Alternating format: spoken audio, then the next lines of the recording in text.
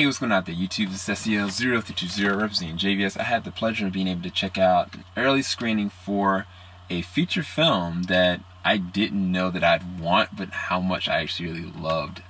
Taken from the veins of Hayao Miyazaki and another great up-and-coming, I would say, director who's only had, I want to say, 1, 2, 3, 4, 5, 6 shorts. And this is Hiroyasu Ishida. And this movie is The Penguin Highway. So you got a young boy named Aoyama. You got his friends, who's kind of like a bully kid named Suzuki. Hamamoto is the young smart girl who secretly kind of likes him. And kind of a funny friend that always follows along. And then you have the lady. And then you got all these penguins, and the movie does a really interesting thing where in the beginning of the movie, you kind of like, you realize this kid, he's got this like incessant need to be an adult, and he looks and longs for, I think he says specifically 3,888 days until he becomes like a legit adult. He's calculated it. He's all about research. His dad is very much so a researcher, and so he takes after his dad in that regard. But it's kind of like everything he does is all analytical and it's very to the book. He's very much so, you know, not closed-minded, but he has his own perspective on the way the world works. But at the same exact time, he very much so is a kid. And so you catch up with the person named the lady when he goes to the dentist's office. When he goes to the dentist's office, he meets the lady. And I think the thing that caught me off guard was they just developed this really personal connection. And I was just like, the whole entire movie, I was just like, but this is a grown woman, this is a little boy, and they don't, what's the word, they don't glamorize his fixation on her, you know what I'm saying? They go through the process of showing, okay, he very much so knows, like, there's something about this woman that he's attracted to. He talks about certain aspects about her, he talks about different aspects about her, and they just go and do everything together. Now I'll get back to that. The other side of this is the researcher side of him, where you got these random phenomena, these penguins. Like, the penguins, how are they surviving? How are they just here? You know, like, how are they just kind of popping up out of nowhere? And, you know, everybody in town just kind of like flabbergasted, and he's just like, oh, this is an assignment. I'm going to figure this out. And then this is where they kind of connect, because something interesting happens when, you know, he's kind of put in a situation where the bullies kind of come after his life, and it's so funny. There's a lot of funny comedic moments in this one, but at the same time very heartwarming, at the same time very real and visceral, specifically with the dialogue. There's one dialogue with Aoyama and his dad at the bus stop, and they just kind of start talking about and breaking down conversation about life and understanding and research and how to deal with it and what to do once you get an answer, how do you know, finagle it, and just so many different moments where, like, there's some really key dialogue, even more so, like, more humanistic situations when he's interacting with his mom or his sister. Sister had this really random situation where she was thinking about her mom and death, and just kind of like that overwhelmed her with just dread and fear, you know, and she's a little girl, so of course she's gonna have these kind of explanations. And so it's like, you got these two different sides where he's trying to like figure this out, and then he's dealing with the situation with this woman, and then everything starts to converge because, again, the young lady that liked him, Hamamoto, she got her own secret as well, on top of like him trying to deal with the fact that people around him like want him, they want to interact with him, they want to do certain things with him, and he just really is focused on his research and this young lady, or this older woman. And then where it starts to get very magical, and I was for a period, I was like, what is really actually going on? I was so engaged, and I think that's part of the goodness about the writing for this one, is that the dialogue is key.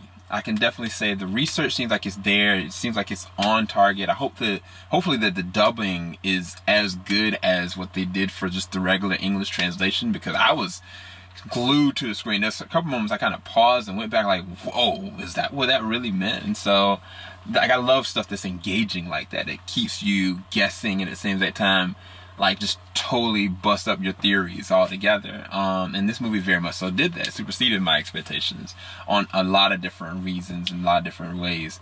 But I think the human side of it is understanding that this young man really doesn't know what it is to be a kid at this point, because he's so busy trying to push forward.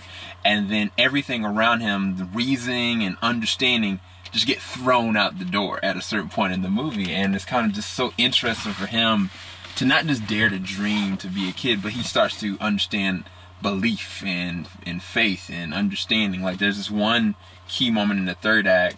I think I wrote it down. I don't want to give the context behind it, but somebody says it's like God's having fun. I thought that was really interesting. There's a bit of a spiritual element to certain things that are happening in this. I thought that was really intriguing. The score and the soundtrack are really good. There's some moments that are kind of just like really cheesy, but when the emotional moments are happening, when the subtle moments happen, that's where this movie really does excel. And then the animation. This is where I said that the Hayao Miyazaki like elements of, like, if you've ever seen like Spirited Away, you're gonna be like gushing about this film. You're gonna be like, wow, this is a beautiful film. Mamoru Hosoda, who makes some of my favorite animes now. I think the last one he made was The Boy and the Beast. No, he actually made another one that just got nominated for an Academy Award. But some awards and so many other great ones like Wolf Children. It takes from a vein from both of Hosoda and Hayao Miyazaki in terms of great storytelling and great visuals, and just kind of picks the best parts of those and kind of converges it into something very new. That I think that this director has a bright future ahead, because I was very much engaged in that. Whatever his future project is, I can't wait to see what it's going to be. But again, there's just so many different things I wrote in my notes I can't talk about, because you guys got to go see it.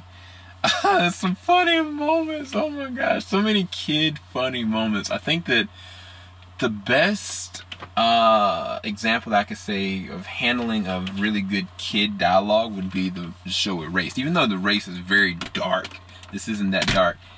The actual point of this movie, when it comes to like dialogue and kid and expression, I think that Erased is a really good example of kind of paying off and seeing how what's comparable to it in terms of the way they did the dialogue and how natural it actually felt and how real it felt. And not just that, the main character, he just is oblivious to certain things because he's very much so a kid. But then the other side of this, that I don't know how to talk about it, there is a love story here. Like, there's a couple people that like each other and here and there, and it's like this kid angst situation.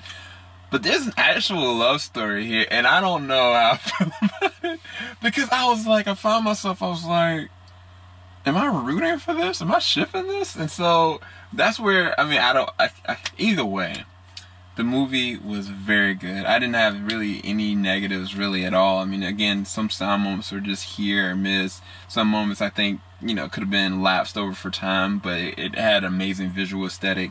Very smart in terms of dialogue. Score was amazing. And I think just as a film, I think you're going to find a lot of enjoyment out of what it's trying to do, what it's trying to say, and I think it'll engage you. If you are an anime lover, if you are a story-based lover in terms of film and iconography, I think you're gonna get a lot from this movie. I don't know what to rate this, actually. I think I rated a 9 out of 10. I feel like it should deserve more, but I feel like I'm gonna have to see it again. I'm even more curious to get the dubbing, just because I know that there's some key points of dialogue towards the third and second act that I definitely missed. But the third act, there's some crazy visuals. Oh my gosh. But anyway, I'll talk to you guys later on. Keep it locked. JVS, we ain't gonna stop. Make sure you leave a like. Make sure you subscribe. Make sure you hit that bell button, because we're gonna have a lot more reviews coming your way. Peace, guys.